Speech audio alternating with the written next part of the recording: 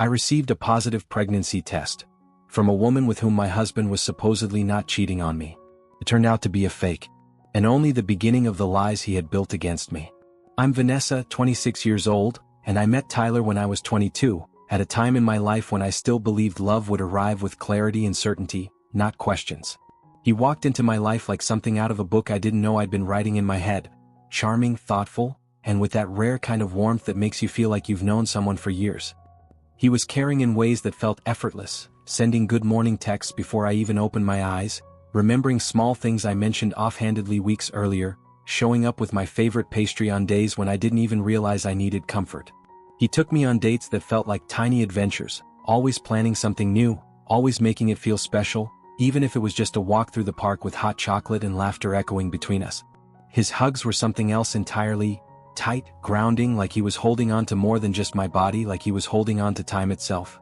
I was sure, deep down in a place I didn't even question, that I had found the one, the person who would walk beside me through everything, the person who had finally made all the waiting make sense. We were together for 4 years, and in all that time, I never once suspected anything strange, never once questioned where he was or who he was with. Tyler had always been so consistent, so present, and so effortlessly attentive that the idea of him hiding something felt impossible. But then, almost out of nowhere, he casually mentioned a name I had never heard before: Lauren. He said it like she was someone I should already know, like she had always been there in the background of his life, this so-called best friend who had somehow never come up in 4 years of shared birthdays, holidays, lazy Sundays, and late-night talks. I tried to act normal, to keep my voice steady as I asked him who she was, how long they'd been close, why I had never met her. His answers were vague, dismissive, the kind of explanations you give when you're hoping the questions will just stop. But they didn't. Something inside me had shifted, and I started paying attention in a way I hadn't before. That's when I noticed the pattern. The nights he said he was working late, the way he stopped answering texts after a certain hour, the way he started coming home smelling faintly of a different perfume, one that didn't belong to me. And then I found out the truth. While I sat at home thinking he was at the office, buried in deadlines and responsibilities, he had been with her. Not just talking, not just catching up, but seeing her, being with her in a way no one should be with anyone else while still claiming to love someone like me. I immediately thought of betrayal, the kind that twists in your stomach before your mind can even catch up. But I tried to give him the benefit of the doubt, tried not to let suspicion write a story that hadn't been confirmed. When I asked him about it, about her, he didn't flinch. He didn't get defensive or angry. Instead, he calmly handed me his phone, told me I could look through their messages if it would make me feel better. I scrolled through them, heart pounding, trying to decipher tone through emojis and punctuation, looking for anything that would justify the weight in my chest. Everything seemed friendly on the surface. Casual conversations, a few jokes, mentions of shared memories, but nothing overtly romantic or suggestive. He sat beside me the whole time, unbothered, and when I finally looked up at him, he smiled softly and said, "It's just an old friend. We're like brother and sister." And I wanted so badly to believe him. I wanted to take those words and wrap them around my anxiety like a blanket, to convince myself that I was just being paranoid, that the distance I had started to feel was only in my head. But something inside me, quiet and persistent, didn't let go. Because even if the messages looked clean, there was still something missing. Some piece of honesty that hadn't yet been offered. I wanted to believe him, truly and desperately, because it was easier to trust the man I had built a life with than to accept that something deeper might be unraveling beneath the surface. And when I finally met Lauren, she was nothing like I had imagined. She was warm, open, and smiling in that easy, practiced way that made me question every ounce of doubt I had been carrying. She even looked me in the eye and told me I was lucky to have a man like Tyler, said it with this soft sincerity that left me disarmed and strangely guilty for ever thinking otherwise. For a little while that was enough. I let my suspicions settle. I let the narrative of innocent friendship wrap itself around my doubts. But everything changed at a party she hosted, one meant to honor her mother's birthday. It was a small, intimate gathering at her family's home, with dim lights, soft music, and a table set like something out of a magazine. Tyler had insisted we go, and I had convinced myself it would help, that being around them together would put my fears to rest. At first, everything seemed fine. But as the evening went on, I started noticing the small things. The way she looked at him just a second too long, the way she touched his arm in the middle of a joke, the way he stood closer to her than he did to me, like gravity had quietly shifted and I was the only one who hadn't adjusted. I caught snippets of their conversations, quiet and private, the kind you wouldn't expect between so-called siblings, and suddenly I felt like an outsider in a room where I should have belonged. Something about that night stripped away the illusion, and all I could feel was the weight of a truth neither of them had dared to speak. I came with Tyler, hand in hand, trying to shake off the nerves that always seemed to linger when it came to her, trying to remind myself that I was his partner, that I belonged there. But the moment we stepped through the door, before I could even take in the room or say hello, Lauren appeared and reached for him with both hands like she had been waiting at the edge of a stage for her cue. She didn't glance at me, didn't offer a polite hello or even a nod of acknowledgement. She just pulled him toward the garden with a familiarity that felt rehearsed, like it was something they had done 100 times before. I stood there frozen for a moment, watching them disappear through the glass doors, their voices fading into the night, and then the silence closed around me. He didn't come back for me. He didn't even look over his shoulder. I wandered alone through a house I had never been in, searching for the kitchen because I didn't know where else to go, because everyone else seemed to know each other and I didn't want to stand in the hallway like something forgotten. I found the kitchen eventually, smiled politely at strangers, poured myself a drink with trembling hands, and tried to act like I wasn't slowly unraveling inside. At dinner, I took my place beside Tyler, hoping for some semblance of normalcy, craving even the smallest gesture of closeness that would remind me I wasn't imagining everything that had started to feel so wrong. I sat next to him because he was my partner, because we had come together, and I thought, just for that moment, we would actually be together. But then Lauren came over, wine glass in hand and confidence in her stride, and looked down at me like I was a mistake occupying the wrong seat. Without a smile, without softness, she said, "Move over. I want to sit next to him." And I waited for Tyler to laugh it off, to tell her no, to gently remind her that he was here with me. But he didn't. He just looked at me, shrugged slightly, and said I was being childish, as if my presence beside him, my desire to feel included, to feel chosen, was some petty whim I needed to get over. So I moved.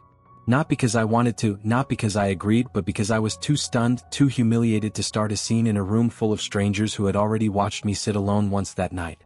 I moved while she took my place beside him, smiling like she had just won something, and I stared down at my plate, trying to swallow more than just food. When she looked at my plate and asked with that sharp, arrogant edge in her voice, "Are you really going to eat all this?" I froze. The question cut through the low hum of dinner conversation like a blade, and for a moment I couldn't even breathe. I felt every pair of eyes at the table, or maybe it was just my imagination, but it didn't matter. The shame rushed in anyway, burning hot and fast beneath my skin. I wasn't even sure what hurt more, her words or the way Tyler laughed, not a nervous laugh or an attempt to defuse the tension, but a real, shared laugh, like they were in on something together, like I was the joke. I sat there, humiliated, my appetite gone, my dignity cracking quietly under the weight of the moment. The only person who spoke up was her mother. She looked directly at Lauren with a disappointed shake of her head and said, "That was uncalled for," her voice calm but firm, the kind of voice that carries truth whether people want to hear it or not. It didn't erase what had happened, didn't patch the ache in my chest, but it was the only flicker of decency in a room that suddenly felt like a stage where I was being slowly pushed off into the wings. I left the house without saying goodbye, my hands shaking as I fumbled for my phone and stepped into the cold night air that somehow felt warmer than the dining room I had just escaped. I didn't care who saw me go, didn't care if they whispered about the girl who couldn't take a joke or whatever story they'd spin in my absence. I called my father with a trembling voice, and the moment I heard him say, "I'm on my way," something inside me finally gave in. I stood at the edge of the driveway, watching headlights blur through tears I couldn't hold back anymore, my chest aching in that sharp, silent way grief creeps in before you can name it. On the way home, tucked in the back seat with my father's eyes flicking to the mirror every few minutes in quiet concern, my phone buzzed. It was a message from Tyler. He said I had ruined dinner, as if standing up for myself in the face of cruelty was the crime.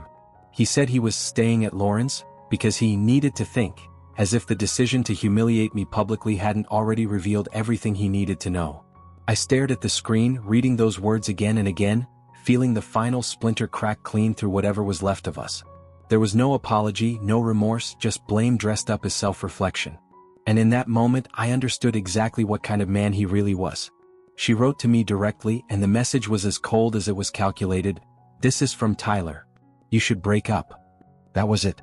No context, no explanation, just a line meant to provoke, to wound, to end. And attached to it was a photo, Tyler and Lauren together, seated closely on a couch, her head tipped toward him, his arm draped behind her in a way that suggested comfort, not affection, but the kind of curated intimacy people create when they want to send a message. The photo looked almost too perfect, like it had been planned, like every angle had been considered before the shutter clicked. It bothered me, the way she sent it so confidently, as if she knew exactly what she was doing, as if the image alone would be enough to bury everything Tyler and I had built. But something about it didn't sit right. The lighting, the positioning, the timing, it all felt like a performance. And I realized, in that moment of clarity through my shock, that I wasn't just being pushed out of a relationship. I was being manipulated. So I made a decision that surprised even me. I opened a new message and typed out a short, honest note to the only person in that house who had shown me any human decency. I texted Lauren's mother. I didn't accuse or beg, I simply asked if she had a moment, that something had happened, and I needed to know if what I was seeing was real. Because even through heartbreak, I still believed the truth mattered. And I wasn't going to let them write the ending of this story without me knowing exactly what had been true all along. It turned out that everything Tyler had told me about Lauren, about their so-called lifelong bond, about growing up together, about being like brother and sister, was a carefully constructed lie. Lauren hadn't known him since childhood. She hadn't been a part of his life for decades or even half of it. She had known him for just 2 years, exactly the amount of time he'd been working late, slipping out with vague excuses and tired smiles, brushing off my concern with practiced ease. 2 years of deception dressed as devotion. 2 years of me waiting at home, believing he was building a future with me while he was quietly building something else with her. And when I finally asked the one person who didn't have a reason to lie, Lauren's mother confirmed everything. Not only had they met recently, but yes, Tyler was now living at her place. As casually and shamelessly as someone switching apartments, he had moved straight from my life into hers without looking back, without even the decency of truth. It wasn't just betrayal. It was betrayal so deliberate, so sustained, that I couldn't even recognize the man I had once thought I'd spend my life with. I packed Tyler's things into a garbage bag with the kind of quiet, methodical focus that comes only when every ounce of emotion has already been burned away. I didn't bother folding anything or treating it with care. He had forfeited that when he chose lies over honesty, convenience over commitment. I placed his shirts, his charger, the hoodie he used to leave on the back of my chair, all into the same plastic bag I once used for spring cleaning. And when I finished, I stood there for a moment in the silence of the apartment that no longer felt shared and told myself that this was the beginning of something new, not the end of something lost. I texted him once, short and to the point, "Your things are ready. I'll be contacting a lawyer." When he showed up, he had the nerve to act surprised, like he expected hesitation, like he thought I would melt into apology or beg for closure. Instead, I opened the door, handed him the bag and said nothing. I was calm, but inside I was on fire, and I think he could feel it because that's when he started calling me crazy. He said it more than once, like if he said it enough, it would make me doubt myself. But I didn't cry. I didn't raise my voice. I just knelt down, picked up the last pair of his shoes by the door, and dropped them into the bag without flinching. Let him scream. Let him spin his stories. I was done listening. And for the first time in a long time, I felt something close to peace. And then, just when I thought the worst was behind me, I got a call from Lauren. Her voice was sharp, shrill, already raised before I even had the chance to say hello. She was screaming, absolutely livid, hurling accusations at me without pause, saying that I was the one who had cheated first, that I had broken Tyler's heart, that I had thrown his things away in some violent rage, that I had hit him. I stood there holding the phone in stunned silence, my fingers tightening around it as her words poured out like venom. I could barely process what I was hearing. It didn't take long to figure out what had happened. Tyler had lied to her. Not just little lies, not just omissions or carefully edited truths. He had spun an entire story where he was the victim and I was the monster. He told her I had cheated on him with a coworker, that I had humiliated him, that I had been physically abusive, unstable, cruel. And she believed him. She believed all of it. She had been manipulated too, used as a pawn in the same way I had been discarded. And the worst part? The photo, the one she sent me to break my heart, the one that sparked the final rupture, had been staged. She admitted it, still shouting, still furious, telling me she had given me a fake test, a performance, something to teach me a lesson. She wanted me to feel what she thought I had made him feel. All of it, all the bitterness, all the cruelty, was based on lies Tyler had carefully planted, lies she never once questioned. I didn't say much to her in that moment. There was nothing I could say that would cut through the noise of betrayal echoing from both ends. I hung up the phone and sat in the stillness, realizing that I had been nothing more than a name in someone else's twisted narrative, and that both of them were actors in a story I never agreed to be a part of. But everything changed the moment he tried to sleep with her and she said no. That single refusal unraveled the entire illusion he had built, the carefully curated narrative he fed her piece by piece to justify his betrayal and vilify me. She had believed him, every lie, every exaggerated wound, every twisted version of me he painted to keep himself untouchable. But when she drew a line he didn't expect, when she said no and saw the shift in him, something in her cracked open too. And suddenly, she started seeing what I had been living through all along. It wasn't long after that when she reached out again, but this time her voice was different. It wasn't sharp or accusing. It was shaken, soft with the weight of realization.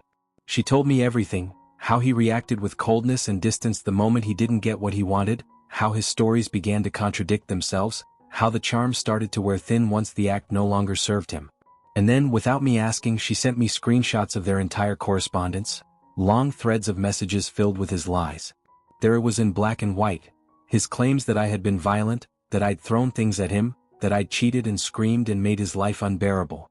Lies he told so smoothly that even she, someone close enough to be considered his second life, had believed them without hesitation. As I scrolled through the messages, something in me settled. Not in bitterness, not in anger, but in clarity. I wasn't the monster. I never had been. I had been loyal, open, patient, and deeply in love with someone who wore empathy like a costume and weaponized his own pain to escape responsibility. He was the manipulator, the one who turned love into a stage and cast himself as the victim in every act. And now, finally, the truth was no longer mine to prove. It was visible, undeniable, and no longer hiding behind his mask. I filed for divorce with hands that no longer trembled, with a heart that had been shattered but was now held together by something stronger than denial, by truth, by clarity, by the quiet, rising strength that comes after surviving what you never deserved. The pain, the humiliation, the anger, all of it had burned through me in waves, but instead of breaking me, it hardened into determination. I would not be silent anymore. I would not minimize what happened to protect the image of someone who had spent so long carefully destroying mine. He didn't just ruin a relationship.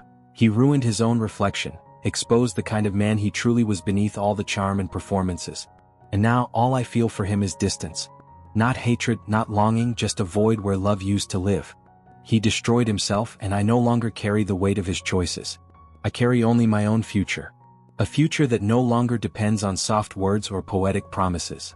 Next time, I will choose not the man who speaks well, who knows how to captivate a room or script a perfect apology. I will choose the one who shows up honestly, who doesn't need a stage to be real, who tells the truth even when it's uncomfortable. I have learned what love isn't. And now I'm ready to learn what it truly is.